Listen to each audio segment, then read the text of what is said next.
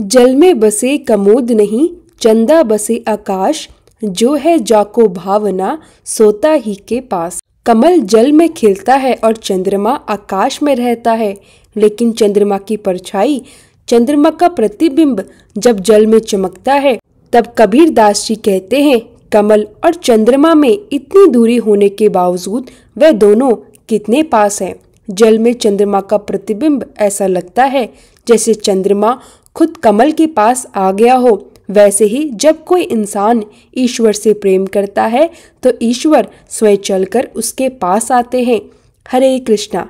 राधे राधे। आप सभी का दिन शुभ और मंगलमय हो। अब तक के सभी अध्याय सुनने के लिए आप सभी का दिल से बहुत बहुत धन्यवाद। जैसा कि आप सभी जानते हैं, मार्गशीर्ष मास महात्म्य अब अंत में आने वाला है। इसके बाद हमारा आखिरी अध्याय रहेगा। तो चलिए शुरू करते हैं आज का 29वां अध्याय।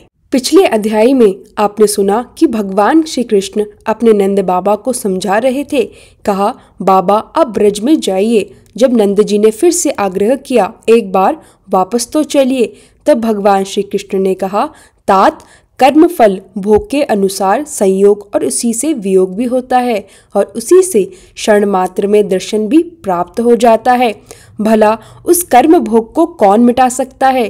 पिताजी उद्धव गमन का प्रयोजन बतलाएं, मैं उन्हें जल्द ही भेजता हूँ, फिर आपको भी यह सब मालूम हो जाएगा। फिर वे गोकुल में जाकर यशोदा जी, रोहिणी जी, गोपिका, ग्वाल बालकों और प्राण प्यारी राधिका को समझाएंगे। श्री कृष्ण इस प्रकार कह रहे थे कि वहां वसुदेव, देवकी, बलदेव, उद्धव और अक्रूर जी शीघ्र ही आ पहुंचे। वसुदेव जी बोले, नंद जी आप तो बलवान ज्ञानी मेरे सखा हो, इसलिए मोह का त्याग दो और घर को प्रस्थान करो। मथुरा नगरी गोकुल से ज्यादा दूर नहीं है, वह तो आपके दरवाजे के समान है। सदा आनंद महोत्सव के अवसर पर आपको यह पुत्र देखने को अवश्य मिलेगा। देवकी जी ने भी कहा, नंद जी यह श्री कृष्ण जैसे हम दोनों का पुत्र है, उसी तरह आपका भी है। फिर किस बात के लिए आपका शरीर शोक से मुरझाया हुआ दिख रहा है? श्री कृष्ण बोले, उद्धव तुम सब सुखपूर्वक गोकुल में जाओ, भद्र तुम्हारा कल्याण होगा। तुम हर्षपूर्वक गोकुल में जाकर मेरे द्वारा किए गए शोक का विनाश करने वाले आध्यात्मिक ज्ञान से मैया यशोदा, रोहिणी जी, ग्वाल समूह, मेरी राधिका और सभी गोपियों को संतावना देना। उद्धव जी ने गणेश्वर को प्रणाम किया। नारायण, शंभु, दुर्गा, लक्ष्मी जी, सरस्वती का स्मरण किया। गंगा और दिशा के स्वामी महेश्वर का ध्यान किया। मार्ग में शंख ध्वनि, हरिनाम संकीर्तन, मंगल ध्वनि सुनाई पड़ी। उन्हें मार्ग में भांडिर वट नामक वृक्ष दिखाई दिया। लाल रंग का अविनाशी, कोमल, पुण्यदाता और अभीष्ट तीर्थ। लाल गहनों से सजे सुंदर बालक भी वहां थे जो बाल कृष्ण का नाम लेकर दुखी हो रहे थे। उद्धव जी आनंद पूर्वक नगर में प्रवेश किए।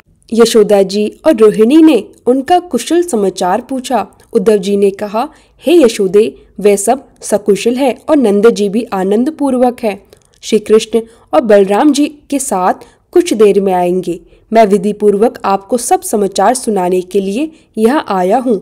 यशोदा जी और रोहिणी जी आनंद विभोर हो गई। ब्राह्मण को रत्न, स्वर्ण और उत्तम वस्त्र प्रदान किया। तरीन तरह की सामग्री का दान किया। उद्धव जी ने यशोदा, रोहिणी, ग्वाल बालकों और गोपियों को आश्वासन दिया। फिर रास मंडल देखने गए। उद्धव जी ने रास मंडल देखा।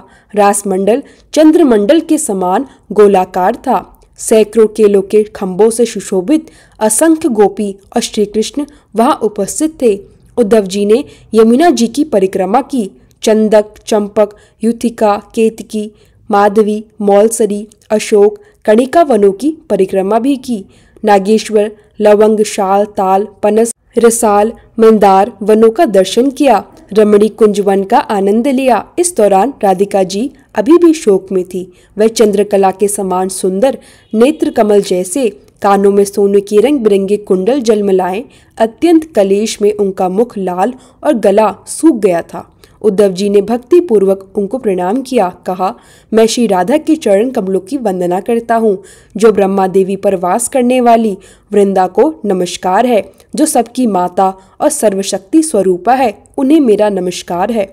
उद्धव जी ने बताया कि जो मनुष्य भक्ति पूर्वक इस सतवन का पाठ करता है वह इस लोक में सुख भोग कर अंत में वैकुंठ लोक को जाता है।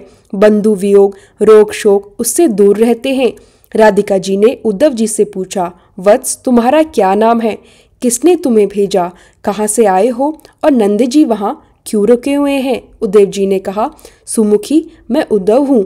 आपका शुभ समाचार जानने के लिए ही परमात्मा श्री कृष्ण ने मुझे भेजा है। श्री कृष्ण, बलदेव जी और नंद जी कुशल से हैं। राधिका जी ने कहा, उद्धव यह यमुना तट, सुगंधित मलय पवन, केली कदम्ब, रमणी वृंदावन सब यहीं विद्यमान है। लेकिन मेरे प्राणनाथ कहाँ हैं? कहाँ है मेरे कृष्ण? कहाँ है मेरे रमानाथ? और कहाँ है मेरे प्राण वल्लभ? उद्धव जी ने उन्हें चेतना दिलाई। राधिका जी ने उद्धव जी से सारी दशा बताई। वह कहती है कि विरह ताप से दिन रात ज्ञान नहीं रहता और श्री कृष्ण का समाचार पाकर ही चेतना आई। राधिका जी ने उद्धव जी से कहा, वो सब कुछ बताना जो मैं सोचती हूँ। जल और स्थल में मेरे लिए कोई भेद नहीं। दिन रात मैं केवल कृष्ण का ध्यान करती हूँ। आप जाकर श्री कृष्ण को मेरी सारी बातें सुनाए। उद्धव जी ने उनका संदेश लिया। राधिका जी का दुख और प्रेम दोनों ही बेहद गहरा था। वह रोती हुई मूर्छित हो रही थी। उद्धव जी भी राधिका जी की सच्ची भक्ति देखकर भाव विभोर हो गए। वे राधिका और गोपियों को समझाते हुए हर्षपूर्वक मार्ग में बढ़े। उद्धव जी मथुरा पहुंचे। वह बट की छाया में एकांत में बैठे गोविंद को देखकर भाव विभोर हुए। उन्हें देखकर श्री कृष्ण मुस्कुराए। कहा, उद्धव आओ, कल्याण तो है ना? राधिका जीवित तो है ना? गोपियां और ग्वाल बालों का मंगल कैसा है? उद्धव जी ने आंखों देखा सारा हाल श्री कृष्ण को सुनाया। राधिका जी के भाव, यशोदा जी का मनोबल, गोपियों का दुख सब विस्तार से बताया। श्री कृष्ण ने मुस्कुराते हुए और कभी कभी दुखी होकर उनकी बातें सुनी। भगवान अपने भक्तों के कष्ट दूर करने और कल्याण करने के लिए अवतरित हुए थे। उद्धव जी ने राधिका जी का संदेश भी विस्तार से कहा। श्री कृष्ण ने उसकी पुष्टि की और हर्षपूर्वक कहा, राधिका जी के दर्शन से तुम्हारा दुख दूर होगा। अब भय छोड़ो और आनंद में रहो। राधिका जी की सारी बातों से श्री कृष्ण का हृदय प्रेम और कर्तव्य से भरा हुआ था। वह मथुरा में अपने उद्देश्यों को पूर्ण करने के बाद ब्रज लौट आए। उद्धव जी और श्री कृष्ण ने गोपियों और राधा जी से प्रेम पूर्वक संवाद किया। राधिका जी ने दूर से ही श्री कृष्ण को देखा। उनका दुख और विरह क्षण भर में दूर हो गया। श्री कृष्ण ने राधिका जी को अपने उसी रूप में दर्शन दिए जैसे वह ब्रज छोड़कर गए थे। राधिका जी का हृदय आनंद और प्रेम से भर गया। श्री कृष्ण ने मुस्कुराते हुए कहा, चलो अब हम रास मंडल में जल और स्थल पर क्रीड़ा करेंगे। वृंदावन की सभी रमणीय स्थलों का दर्शन करेंगे। जो स्थान मैंने पहले नहीं देखा उन सब जगहों में हम चलेंगे। राधिका जी प्रसन्न हो गई और उन्होंने श्री कृष्ण के साथ रास मंडल की ओर रुख किया। श्री कृष्ण ने उनके सभी इच्छाओं और इच्छित स्थलों का दर्शन कराकर उन्हें संतुष्ट किया। रात्रि की बेला में श्री कृष्ण और राधिका जी ने जल और स्थल पर मनोहर क्रीड़ा की। सभी गोपियां भी आनंद में व्यस्त रही। रात्रि का समय प्रेम और आनंद में व्यतीत हुआ। श्री कृष्ण और राधा जी रास मंडल पहुँचे। रास मंडल गोलाकार था जैसे पूर्णिमा का चंद्रमा और सैकड़ों केलों के खंभों से सुशोभित। गोपियां आनंद में व्यस्त थी और सभी अपने अपने स्वरूप में रास का आनंद ले रही थी। रास लीला और रमणीय स्थलों का दर्शन कर श्री कृष्ण राधिका जी और गोपियों के साथ पुनः गोकुल लौटे। वहां पहुंचते ही भांडेर वट और वृंदावन के अन्य पुण्य स्थलों की दिव्य शोभा दिखाई दी। श्री कृष्ण और राधिका जी ने गोपियों के साथ जल और स्थल क्रीड़ा, रास लीला और रमणीय भ्रमण किया। सभी गोपियां प्रेम और आनंद से परिपूर्ण हो गई। गोकुल में हर्ष और उल्लास का वातावरण पूरी तरह फैल गया। उसी समय श्री कृष्ण ने सभी गोपियों, नंद जी और यशोदा जी को प्रेम पूर्वक आलिंगन किया। सभी का हृदय आनंद और प्रेम से पूर्ण हो गया। इस प्रकार 29वां अध्याय श्री कृष्ण की लीला से समाप्त हुआ। श्री कृष्ण चालीसा। बंशी शोभित कर मधुर, नील जलतन श्याम, अरुण अधर जनु बीम्ब फल, नयन कमल अभिराम। पूर्ण इंद्र अरविंद मुख, पीतांबर शुभ साज, जय मनमोहन मदन छवि, कृष्ण चंद्र महाराज।